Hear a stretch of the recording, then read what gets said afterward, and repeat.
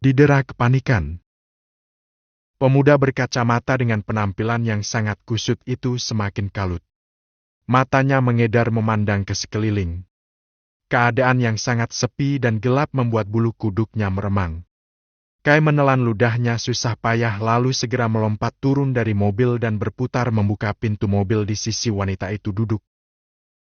"Maaf, ya, Nona. Saya bukannya mau bertindak kurang sopan.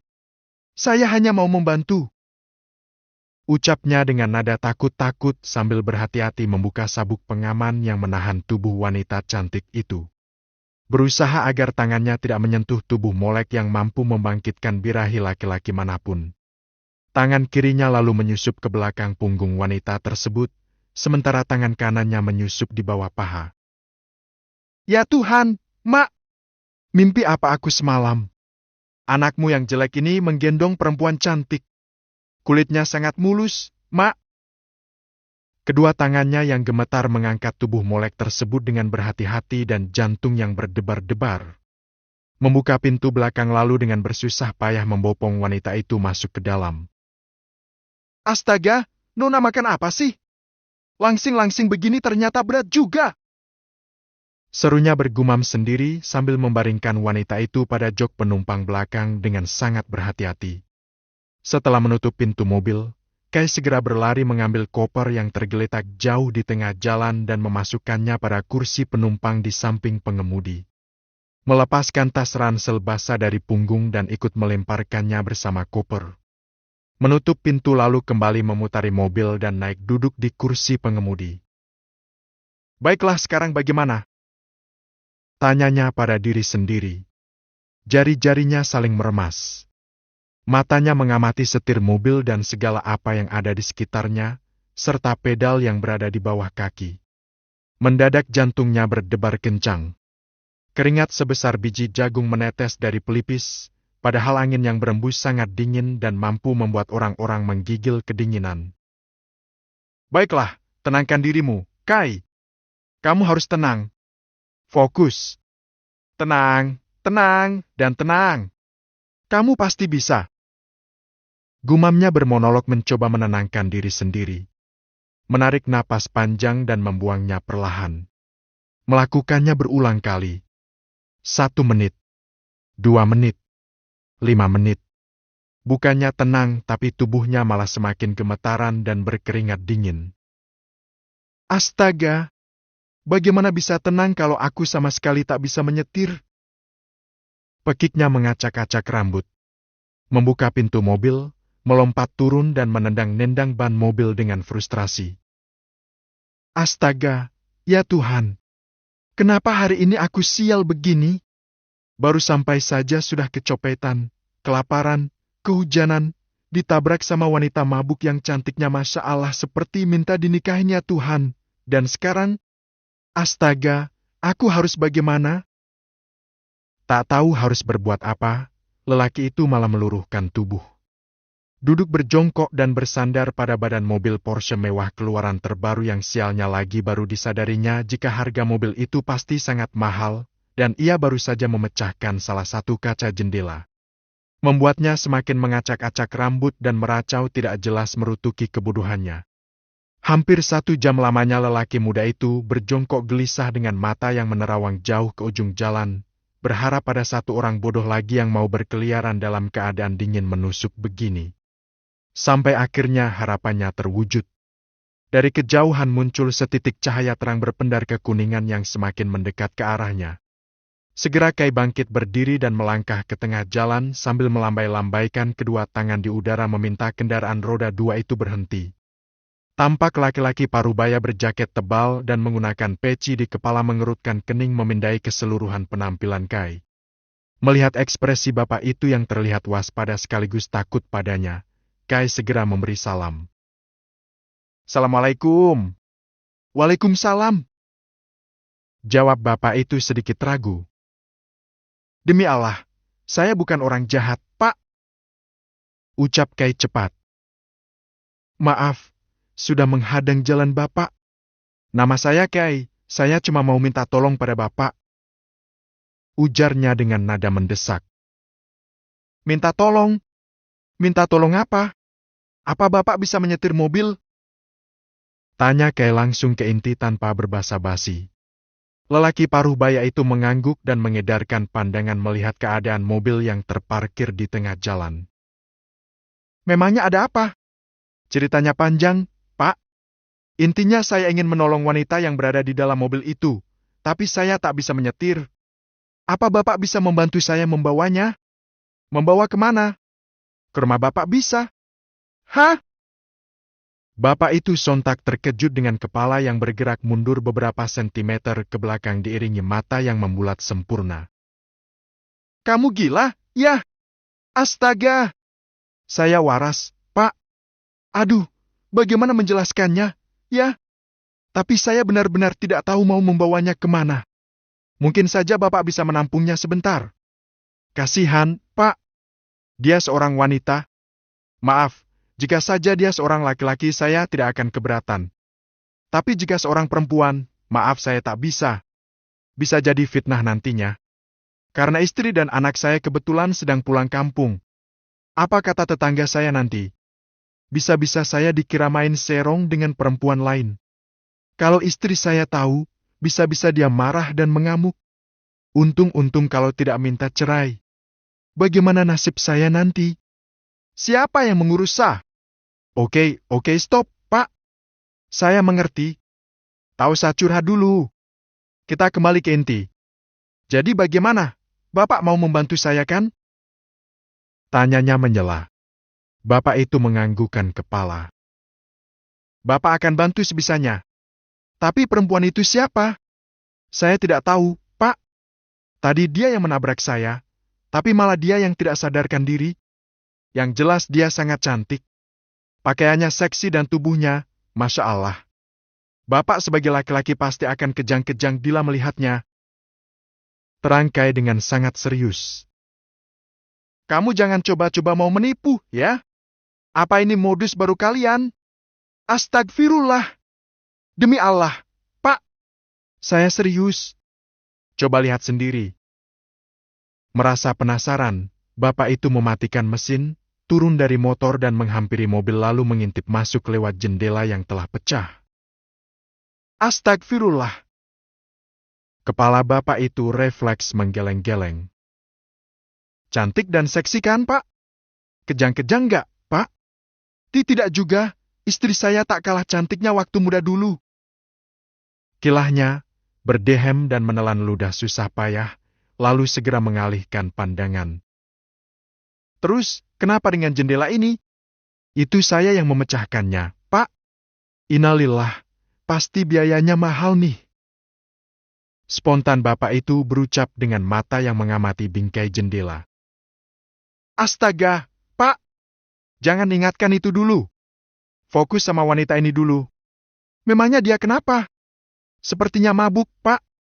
Dia bau alkohol. Astagfirullah, anak muda zaman sekarang. Coba bangunkan dan tanya di mana rumahnya. Andaikan semudah itu, pasti saya tak akan pusing begini, Pak. Kalau begitu coba cari identitas dirinya. Itu juga sudah, Pak. Tidak ada apapun. Lalu bagaimana? Itu dia, Pak. Saya juga bingung. Kenapa tidak dibawa ke rumahmu saja? Masalahnya saya nggak punya rumah di sini, Pak. Saya baru saja tiba di kota ini dan malah mendapat sial secara beruntun. Itu barang-barang saya saja sudah amburadul begitu, Pak. Kay menunjuk koper dan tas ranselnya yang basah di kursi penumpang depan. Bapak itu hanya menggeleng-gelengkan kepala. Bagaimana kalau dibawa ke kantor polisi saja? Bapak yakin dia akan aman di sana? Ya, kamu temani dia di sana. Ya nggak bisa, Pak. Saya harus segera sampai di kos sebelum pagi. Kalau tidak ibu kosnya akan menyewakan pada orang lain. Keluhnya. Bagaimana kalau Bapak saja yang menemani di kantor polisi? Lah? Kok lempar ke saya lagi? Kamu saja. Duh, sumpah, Pak. Saya nggak mau berurusan di kantor polisi. Apalagi saya. Duh, ribet juga. Dua manusia berjenis kelamin sama tetapi berbeda generasi tersebut sama-sama saling terdiam dan tampak berpikir serius. Bagaimana kalau bawa ke hotel saja, Pak? Usul Kai. Bapak itu memicingkan mata, menatap curiga pada pemuda di hadapannya. Kai spontan menggeleng menyadari isi pikiran bapak itu. Bapak jangan berpikir ke sana. Kalau saya berniat macam-macam, saya pasti sudah melakukannya dari tadi, Pak. Bapak itu kembali terdiam beberapa saat. Ya, sudah. Kita bawa ke hotel terdekat saja. Bapak itu berjalan membuka pintu mobil dan segera masuk duduk di balik kemudi. Kai hendak ikut naik ke atas mobil, tetapi ditahan. Kamu tidak usah ikut naik. Larang bapak itu. Lah, terus? Saya gimana, Pak? Masa ditinggal di sini? Ya, kamu bawa motor saya. Hah? Naik motor? Kedua alis Kai saling menaut dalam. Tidak bisa bawa motor juga? Bisa, Pak? Sangat bisa. Kalau motor saya ahlinya, Rosi saja kalah sama saya, Pak. Ya, sudah. Kamu ikut di belakang dengan naik motor. Tapi jangan coba-coba bawa lari motor Bapak, ya? Astagfirullah, saya amanah, Pak. Barang-barang saya saja ada semua di mobil itu. Justru saya yang harusnya bilang jangan coba-coba bawa lari mobil beserta wanita cantik dan barang-barang saya. Kamu kan ikutin saya dari belakang? Gimana sih? Iya, saya percaya Bapak. Ya sudah, ayo cepat. Bapak itu menyalakan mesin dan langsung melajukan mobil Porsche tersebut. Di belakang mobil mengekor motor butut yang tampak sangat serasi dikendarai oleh pemuda berpenampilan culun dan kusut. Kesialan beruntun. Mobil Porsche merah tersebut kini telah terparkir cantik di basement hotel. Kai yang juga telah memarkirkan motor di parkiran yang tersedia segera berlari menghampiri bapak penolong yang sudah berdiri di samping mobil tersebut. Keningmu kenapa? Kok berdarah? Kamu jatuh dari motor. Kau tegur bapak itu yang baru melihat jelas wajah Kai. Ini sudah dari tadi, Pak. Gara-gara ditabrak sama wanita itu. Bapak tadi nggak lihat karena gelap. Oh, kirain kamu jatuh dengan motor Bapak. Ucap bapak itu seraya bernapas lega. Tidaklah, Pak. Ujarnya diikuti lengkungan senyum di bibir. Sekarang bagaimana, Pak? Kok tanya saya? Tugas saya cuma sampai membawa mobilnya ke sini, kan? Soalnya saya nggak tahu gimana caranya, Pak. Masuk ke dalam hotel saja tidak pernah. Apalagi pesan kamar. Kamu tinggal pergi ke resepsionis berikan KTP, cakin lalu kamu diberikan kunci kamar. Pengalaman, ya, Pak? Begini-begini. Waktu muda Bapak juga pernah bulan madu bersama istri di hotel. Cie, asik nggak, Pak? Tanya Kai dengan alis yang bergerak naik turun menggoda. Kamu ini mau menginterogasi Bapak atau menolong wanita itu? Oh iya, sampai lupa. Kai menepuk kening lalu membuka pintu mobil dan segera mengangkat wanita mabuk itu. Membopongnya di depan tubuh dengan kedua lengannya. Terima kasih ya, Pak. Sudah membantu saya. Iya, sama-sama. Jaga anak gadis orang. Jangan diapa-apain di dalam. Pastilah, Pak. Saya masih takut dosa. Saya juga punya adik cewek di kampung. Doakan saja, siapa tahu dia jodoh saya. Maumu? Namanya juga usaha, Pak. Kai terkekeh geli. Dasar anak muda. Tapi Bapak doakan semoga kalian berjodoh. Amin. Terima kasih sekali lagi. Saya masuk, ya, Pak. Assalamualaikum. Waalaikumsalam. Balas bapak itu lalu mengayunkan langkah menuju parkiran motor. Sementara Kai langsung berjalan masuk ke dalam bangunan hotel membawa wanita yang masih saja meracau. Membuat keduanya menjadi pusat perhatian para porter dan room service. Kai salah tingkah, tapi tetap memberanikan diri melangkah masuk dengan lutut yang gemetaran. Membaringkan tubuh molek dari kedua tangannya ke atas sofa panjang yang berada di launi hotel. Kemudian melangkah menuju resepsionis seraya merogoh saku celana untuk mengambil KTP di dalam dompet. Tapi saat tak menemukan apapun, Kai akhirnya teringat jika dompetnya sudah tidak ada. Langkahnya langsung terhenti dan refleks berbalik kembali ke sofa di mana wanita cantik itu dibaringkan. Ya Tuhan, Aku harus bagaimana sekarang? Gumamnya kebingungan. Matanya melirik jam yang tergantung pada dinding berlapis marmer hotel tersebut. Sudah menunjukkan pukul 4:30 subuh, sebentar lagi azan subuh akan berkumandang. Tidak mungkin Kai akan terus berada di tempat itu. Apa aku tinggalkan dia di sini saja? Ya? Di sini pasti akan ada orang lain yang menolongnya nanti. Kai mengedarkan pandangan mengamati keadaan di sekelilingnya yang masih sangat sepi. Kemudian perlahan melangkah mundur dengan mengendap-endap, berbalik dan bersiap berlari. Hei kamu yang kacamatanya pecah sebelah! Suara teriakan yang ditujukan padanya itu, sukses membuat langkah Kai tertahan. Berbalik dan melengkungkan senyum tanpa dosa. Bapak! Habis lomba lari ya, Pak? Tanyanya melihat napas bapak itu yang sangat ngos-ngosan. Sontoloyo! Ini gara-gara mengejar kamu. Mana kunci motor saya? Oh, astaga! Maaf, Pak. Saya kelupaan. Kai segera merogoh saku kemejanya dan mengeluarkan kunci. Ini, Pak. Ini kunci mobil yang tadi. Bapak itu membarter kunci di tangannya. Ya, sudah. Bapak pergi, ya. Tunggu, Pak. Tahannya. Bisa minta tolong sekali lagi? Gak? Apa lagi? Tanya bapak itu dengan nada kesal. Karena bapak sudah ada di sini, bisa tidak sekalian pinjam KTP-nya? Saya baru ingat kalau KTP saya ada di dalam dompet, dan dompetnya tadi dicopet orang. Ungkap Kai. Sika, untung bapak mengejar sampai sini. Ya, sudah pakai KTP bapak saja. Kamu tunggu di sini saja. Jaga wanita itu, jangan ditinggalkan. Nanti ada orang mesum yang angkat dia, bisa bahaya. Kamu yang membawanya ke sini, jadi harus bertanggung jawab penuh dengan keselamatannya. Siap, Pak? Ucap Kai dengan menyengir malu. Beberapa menit kemudian, bapak itu datang kembali dengan membawa kartu di tangannya. Nih, kamar 3202. Ucap sang bapak sembari menyodorkan kartu pada Kai. Bapak sudah minta tolong pada resepsionis untuk menjaga wanita itu baik-baik. Wah, makasih, Pak. Terus kuncinya mana, Pak? Alahurobi. Ya, ini dia kuncinya. Kartu ini kamu tempelkan pada sensor di pintu nanti. Wih, keren ya, Pak? Astaga, kamu baru turun dari gunung. Jangan menghina, Pak. Dosa loh. Iya. Nih ambil. Kardlak tersebut langsung diselipkannya di tangan kanan Kai. Naik lift tahu kan? Ya iyalah, Pak.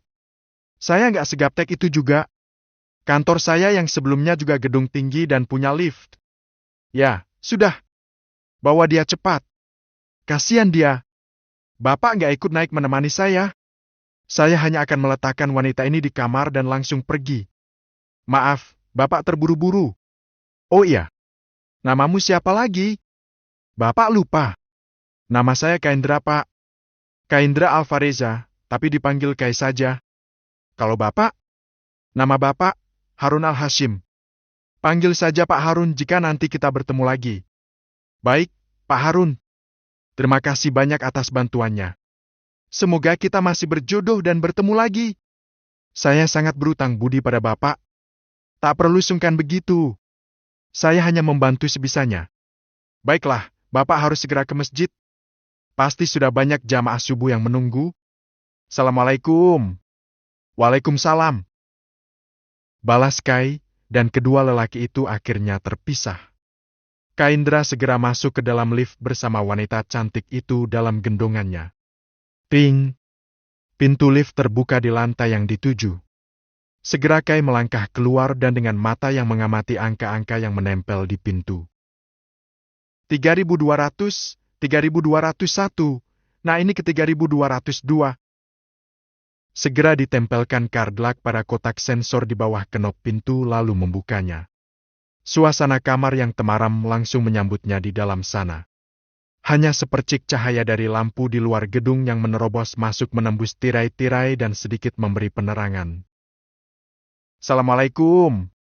Permisi, Saya masuk, ya? Kai berkomat-kamit meminta izin pada sesuatu yang tak kasat mata, yang mungkin mendiami tempat itu seraya melangkahkan kaki masuk ke dalam kamar. Ya ampun, gelap amat. Apa karena ini banyak orang yang main ke hotel? Karena mau gelap-gelapan? Gumamnya, melebarkan pandangan mencari keberadaan ranjang. Begitu menemukan ranjang, segera dibaringkannya wanita itu dengan hati-hati. Tapi tubuhnya ikut terjatuh ke ranjang karena wanita itu menarik dan kembali memukulinya. Jahat, Hicks! Hicks! Kamu jahat! Racaunya terisak-isak dan memukuli dada Kai membabi buta. Astaga Nona, Anda salah orang. Saya bukan laki-laki yang Nona maksud. Pekinya mencoba melepaskan diri, namun wanita cantik itu semakin menarik-narik dengan kasar dan memukulinya seperti orang kesetanan. Beu kakaka. Awewewe. Kedua tangan Kai langsung menangkup hidungnya sesaat setelah siku lancip wanita itu tanpa sengaja menghantam wajahnya. Darah segar langsung mengalir keluar dari lubang hidung dan menetes mengotori sprei putih di bawahnya. Ya Allah, hidungku tidak patah kan? Kai meringis kesakitan dengan posisi menelungkup di tengah ranjang.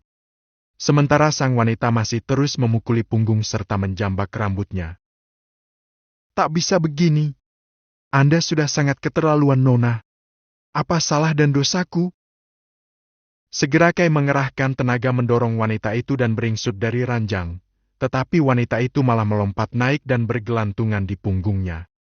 Kedua tangannya memeluk leher Kai, sementara kedua kakinya melingkari pinggang Kai. Astaga, Nona!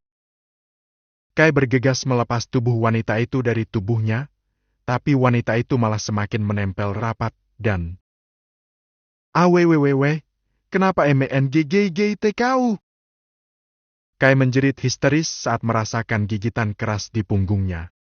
Tanpa sadar melepas kasar rangkulan wanita itu hingga tubuhnya terhempas ke lantai. Beu kakaka.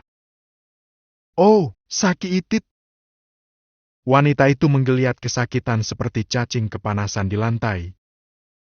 Astaga! Aduh, maaf. Saya tidak sengaja. Segera Kai melompat turun dari ranjang dan menarik wanita itu. Membalikan tubuhnya dan mengangkatnya. Sakit, Hicks. Maaf, saya tak sengaja. Sakit, hatiku yang sakit. Kamu laki-laki jahat. Kenapa tega berselingkuh dengan perempuan rendahan itu? Apa, Kak Hawk? Tidak, jangan muntah dulu. Kai lantas berbalik dan melangkah ke arah bathroom. Hawk! Tunggu, tahan dulu! Hawk! Cairan dengan aroma amis bercampur alkohol seketika menyembur dan membasahi keseluruhan pakaian bagian depannya. Bahkan sebelum Kai sempat membawanya ke bathroom. Bahkan dengan santainya wanita itu menggunakan lengan kemeja Kai untuk mengelap mulut. Astaga! Teriaknya seraya melempar tubuh wanita itu begitu saja ke ranjang. Cantik tapi jorok! Makinnya kesal. Wajahnya bergerak menjauh sambil menahan napas karena bau busuk yang menyengat di pakaiannya. Ya Tuhan! Lengkap sudah penderitaanku! Rutuknya. Segera berlari ke dalam bathroom. Membuka keseluruhan pakaian dan mengguyur tubuhnya di bawah pancuran air. Rasa perih pada luka di kening sudah tak dirasakannya karena terlalu pening memikirkan situasi yang terjadi saat ini. 10 menit kemudian, Kai keluar dari bathroom dengan tubuh yang sudah bersih dan wangi. Mengenakan handuk putih bersih yang melilit di pinggangnya. Hanya menutupi sebagian tubuh bagian pinggang ke bawah, menampilkan otot-otot liat yang berbentuk persegi di bagian perut. Sementara kacamata yang sudah tak layak pakai itu masih membingkai matanya. Kini Kai semakin pusing. Pakaiannya yang tadi terpaksa dicuci dengan sabun hotel dan dijemur begitu saja di dalam bathroom. Saking paniknya, Kai bahkan ikut membasahi celana serta pakaian dalamnya. Sementara pakaiannya yang lain semua ada di dalam koper yang masih berada di mobil wanita itu. Tidak mungkin baginya berjalan turun ke parkiran hanya dengan memakai handuk. Memangnya Kai laki-laki apaan? Kai membuang napas kasar, berjalan menghampiri ranjang dan memandangi wanita yang saat ini berguling-guling serampangan di atas ranjang tersebut. Detik berikutnya, Kai lagi-lagi dibuat terperangah dengan mata membola sempurna begitu bawahan gaun wanita itu melorot naik ke atas dan memperlihatkan pakaian dalam berenda yang tipis dan mampu membuat otak Kai traveling kemana-mana. Astaga! Aku tak melihatnya. Aku tak melihat apapun. Gumamnya memejamkan mata. Ya Tuhan, tapi aku melihatnya. Sangat jelas. Warna merah. Sangat tipis. Pekiknya histeris sambil mengacak-acak rambut.